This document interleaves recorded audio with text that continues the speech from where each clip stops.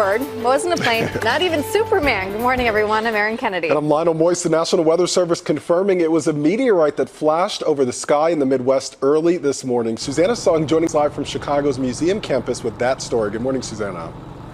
Good morning, Lionel. Imagine a rock the size of a car falling from the sky. Well, that's what many of you saw. A meteor that was traveling about 45,000 miles an hour. It then exploded about 10 miles up into the sky and then fell into the water in Lake Michigan near Wisconsin.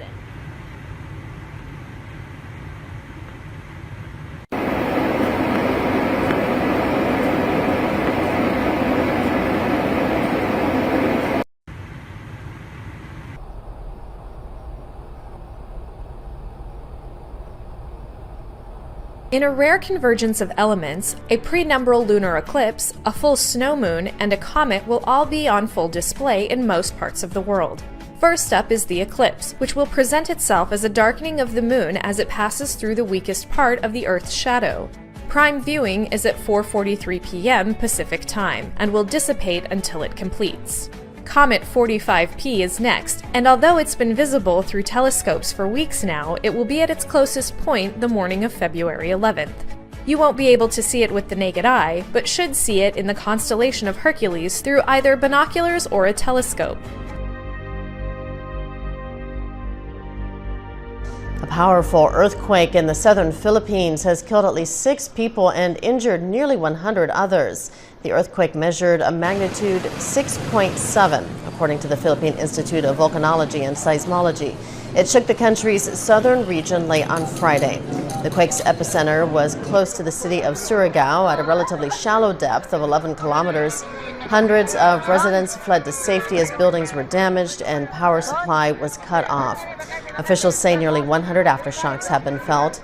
Schools have been used as evacuation centers for those affected.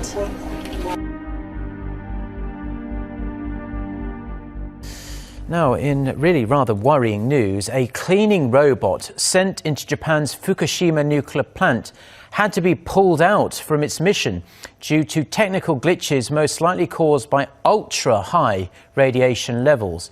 Based on analysis of images from the robot-mounted cameras, the radiation reading inside the number 2 reactor at the number 1 nuclear plant was 650 sieverts an hour. During a similar probe late last month, Tokyo Electric Power Company estimated the radiation in the primary containment vessel to be 530 sieverts an hour. The robot entered the reactor on Thursday for the first time since the March 2011 earthquake and tsunami to inspect and clean a passage before further examinations. Despite the absolutely off-the-charts figures which can kill a person almost instantly, TEPCO officials insist radiation is not leaking outside of the utility. In New Zealand, more than 300 whales have died in what's being called one of the country's largest known strandings of whales in years. It happened at the popular holiday destination of Golden Bay. Rescuers tried to help more than 100 whales return to sea, but around half got stuck again. The bay's shallow waters make it difficult for the mammals to get back.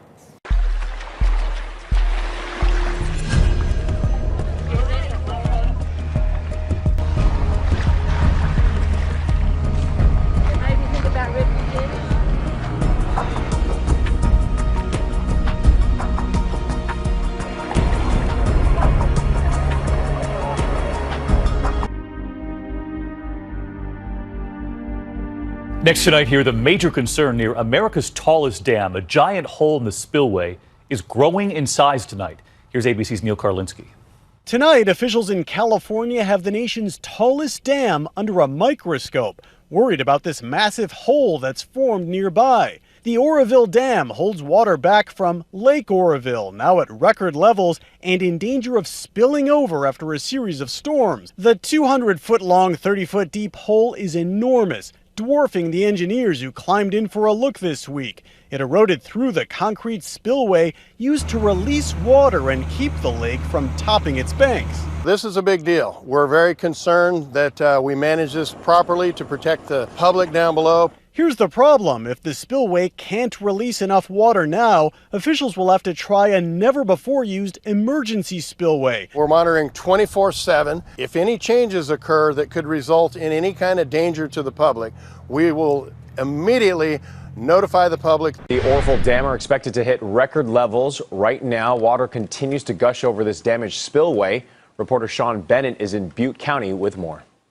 What a difference a day makes. Yesterday, we could actually see where the erosion took place, and we could actually see the rest of the spillway. Today, you can't even see it. Now that water rushing right off to the right side of the spillway on top of the actual hillside, and those rocks racing down into the river. Now, history will be made at Lake Oroville Dam this weekend, according to officials with the Department of Water Resources. The water level is expected to hit the 900-foot capacity in the early morning hours of either Saturday or Sunday. Now, the DWR officials say it will likely go over the emergency spillway, something that's never happened in the 48-year history of the dam.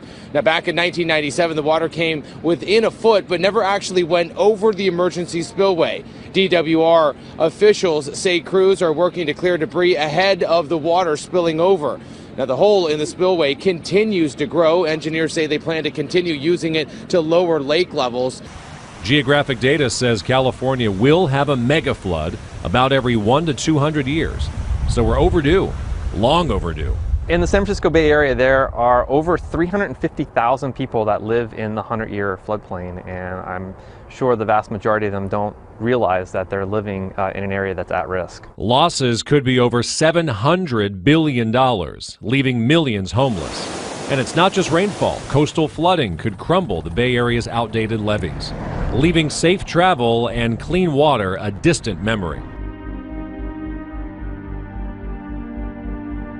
The Pew Research Center says only a third of Americans say that being truly American means following the Christian faith.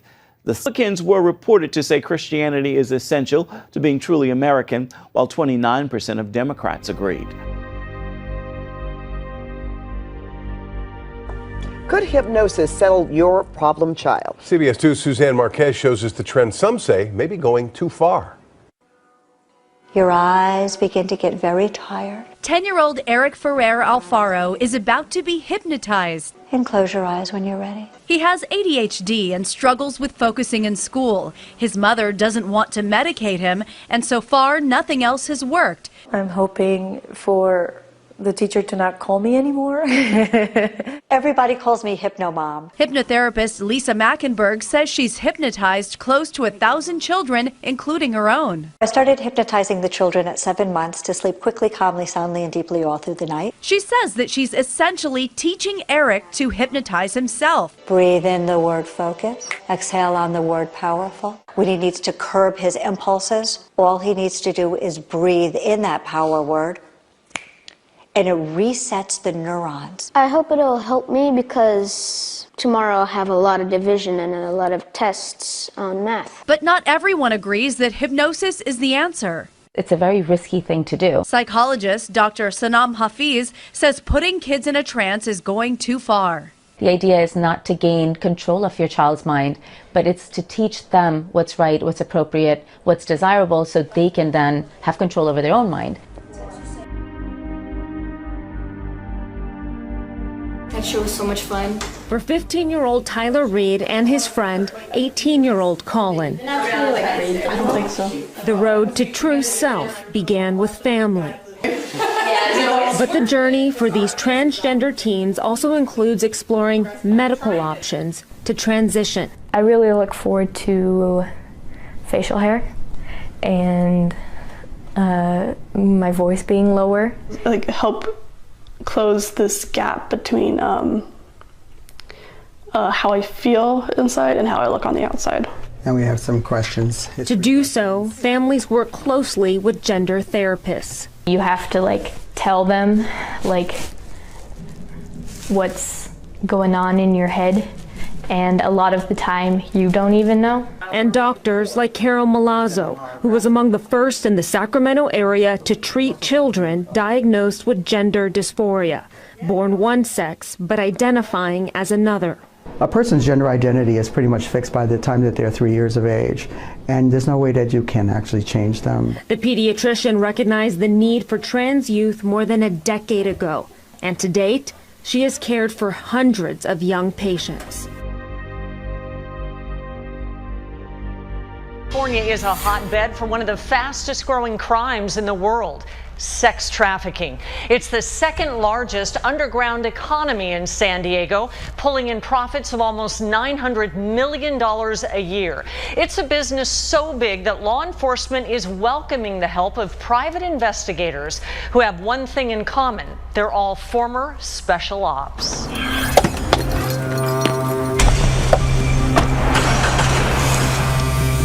This team is trained to track, if we catch them outside, extract, get some audio, and get out without anyone knowing they were there.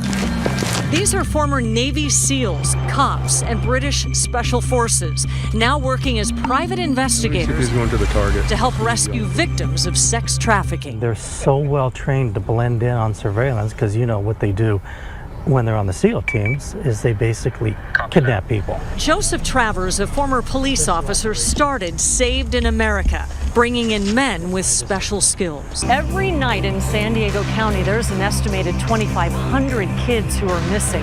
And the clock is ticking for each one of them because it's a race between those trying to rescue them and those trying to trap them. Tonight's goal for the rescuers, a teenage girl we'll call Kylie. Like 80% of all local sex trafficking victims, she's American.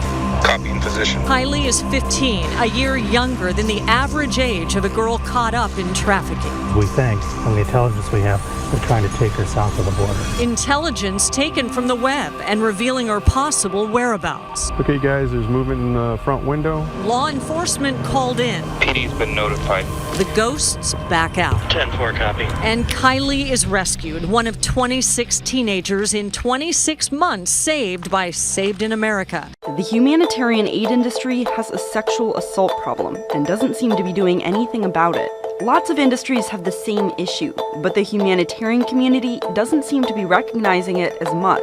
The research says female aid workers are most frequently assaulted by male coworkers and superiors. It also says those assaults are underreported, and women who do report say they lose more respect than their assaulter. LGBTQ aid workers say they face threats and are harassed because of who they are. Most aid organizations don't have policies on how to respond to sexual assault or how to prevent it. That can mean a few things. Victim blaming can happen, there's not enough training and enforcement, or there's no clear way for survivors to document an assault. This once grand park, Pedion tu Arios, has become notorious for its night trade. Young male refugees gather in the shadows, selling sex and drugs. This man was in the Afghan police force. His two brothers sex. When did you decide that you would have to sell sex to survive? When I finish money, I try to find one job. For example, every day 10 euro if I can find. Never I do this, but a lot of time about this, before days I try to kill myself here inside this park. When I go, for example, I die. I swear I cry. During the day, it's a different scene. Refugees are sharing the park with Greeks, walking their dogs and jogging. Many Greeks have become used to seeing so many foreigners in the city. Ever since the refugee crisis started, people have done whatever they could to survive. And for some refugees, that means selling sex. What's different now is the number of people involved and the fact that it's becoming more organised. Violence has erupted on the edge of Paris and spread to at least 5 nearby towns amid a public outcry over the alleged rape of a young black man by police. Several nights of clashes have broken out after 4 police officers purportedly forced a 22-year-old man to the ground, beat him, and anally raped him with a baton at a housing estate in the northern Paris suburb of Aulnay-sous-Bois. The officers were suspended pending an inquiry into accusations that they used excessive force while arresting the young man during an identity check last week.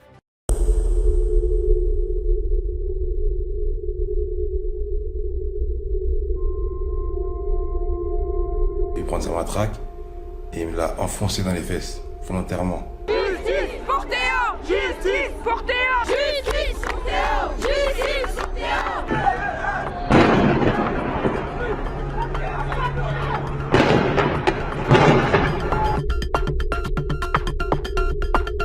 Ils m'ont craché dessus, ils m'ont insulté de négro. salopes. Justice for Theo! Justice for Theo! Qu'on arrête de dire que nos enfants sont des voleurs, qu'on arrête de dire que nos enfants sont des dealers. Les policiers n'ont pas à faire leur propre justice.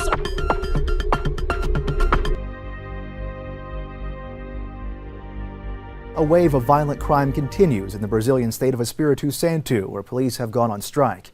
Despite the presence of 1,200 soldiers and federal police officers, with more on the way, the state is still racked with violence. Vitória, the urban state capital, is usually patrolled by around 1,800 police. Officers went on strike over a 4-year-long salary freeze. According to the police union, over 100 people have been reported killed since the strike began on February 4th, putting the daily murder rate 6 times higher than average.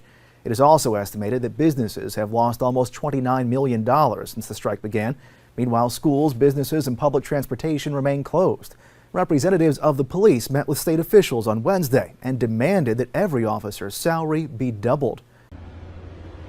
A spike in murders in Brazil as soldiers patrol the streets in Espírito Santo state. More than 100 homicides reported in just 6 days after police walked off the job, demanding better pay. Schools and shops are now closed. Public transportation ground to a halt as the military tries to contain chaos. Some citizens are running scared. My father is coming to pick me up. I'm leaving. I won't stay here. Most of the violence is happening here in the state capital, Vitória, a wealthy port city ringed with golden beaches. But normally crowded cafes are now empty, with visitors staying away amid security fears. There's been a drop in customers, and we've also seen problems with trying to leave certain areas. There are no buses, there's no security for getting home safely. Business is complicated. Brazil is in the midst of an economic crunch, making it tough to keep even basic public services going. There are now fears the strikes could spread to other states struggling to pay their police.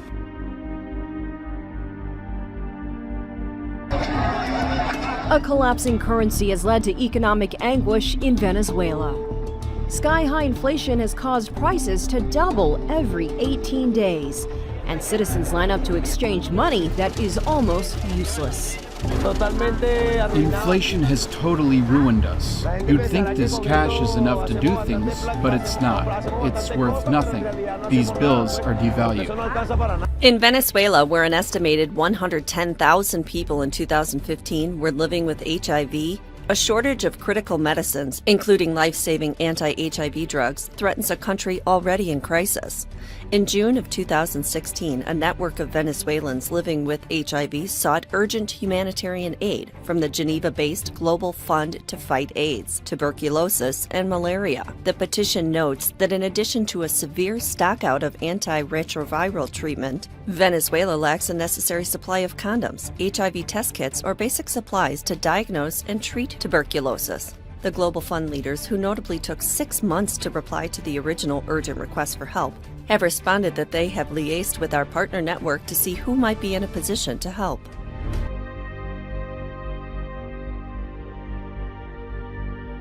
Lots of kids hate vegetables. Now, children in the Eurozone may be in luck. There's a vegetable shortage rolling across parts of Northern Europe, making it harder for shoppers to get their hands on fresh produce. Veggies like spinach and zucchini started vanishing from grocery store shelves across Great Britain in early January. 4 of Britain's biggest grocery chains have even started to ration iceberg lettuce. Meanwhile, broccoli, cauliflower, eggplant, peppers, and cabbage are in short supply in Denmark, France, and the Netherlands. Bad weather in a corner of Spain that supplies much of Europe in the colder months is largely to blame for the shortage. In Germany, the price of fresh vegetables jumped more than 18% in December. The UK grocery chain Sainsbury's is charging around $1.75 for a head of lettuce, more than 3 times the price in pre-shortage days.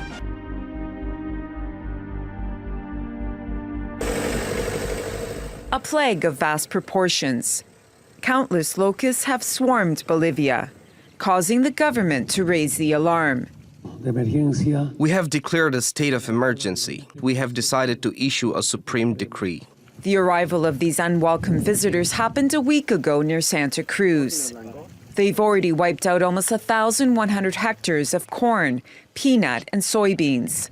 Authorities are warning that the locusts could destroy the country's main agricultural region, which supplies more than 80% of Bolivia's food. People are very scared here by the locust, beans, squash, and watermelons. Also yucca production. All this production was destroyed. The government says fumigation must begin straight away. Pesticides are being sprayed on the ground and in the skies. But even with all these efforts, the locusts are spreading quickly. The question is, how much damage will they do before they're eradicated? An invasive caterpillar species is spreading across Africa and devastating crops. The fall armyworm, native to North and South America, appeared in Africa for the first time last year. Scientists say it likely arrived on commercial airliners. Non-native armyworms are now spreading rapidly. They've already been confirmed in countries across southern and western Africa. They pose a major threat to agriculture. Maize, an important staple across much of Africa, is especially vulnerable. The United Nations Food and Agriculture Organization says fall armyworms have destroyed up to 73% of crops in some areas. Fall armyworms are also difficult to control using pesticides. In a statement released Monday, February 6th, the Center for Agriculture and Biosciences International said the caterpillar could, quote, spread to tropical Asia and the Mediterranean in the next few years. The United Nations says it is ready to support Kenya after the country declared its drought a national disaster. The UN statement came Friday, the same day Kenya called for aid to counter the current drought. The Kenyan government said over 2 million people are in urgent need of food assistance. The UN Food and Agriculture Organization warned the country is facing a severe drought and with it rise in a food insecurity. The drought has affected 23 out of 47 countries, posing a major risk to people, livestock, and wildlife. Kenyan President Uhuru Kenyatta called on all stakeholders to support the government by upscaling drought mitigation programs. In drought-hit Guatemala, those taking a swing at farming are coming up empty. The little that grows here is simply not enough, and it's worrying World Food Program officials like Gustavo Alas. They have had losses from 80 to 85% of their basic grain, he says, which is the main crop here, so they do not have the necessary food in the season where they build up their stock. 3 consecutive years of El Nino-linked drought have exacerbated poverty and hunger in the country of 15 million. The World Food Program, or WFP, says the European Union will invest $4.2 million to support families most affected by droughts, including subsistence farmers like those here in Guatemala. The investment aims to improve land productivity and food security, though WFP recognizes despite the intervention, 5 to 10% of farmers and their families will resort to immigration. In this remote village, images of dusty paddocks and flies buzzing over carcasses. And not far from here, a herder is watering his animals, trying to salvage what remains of his herd, as a devastating drought continues to displace thousands in several parts of Somalia and Ethiopia. These displaced families shelter under this tree near Banderbela, in the Puntland state of northeastern Somalia, after walking for days with their animals. More than 25,000 drought-affected persons have arrived here over the past months, some from Somaliland, Puntland, central Somalia, as well as pastoralists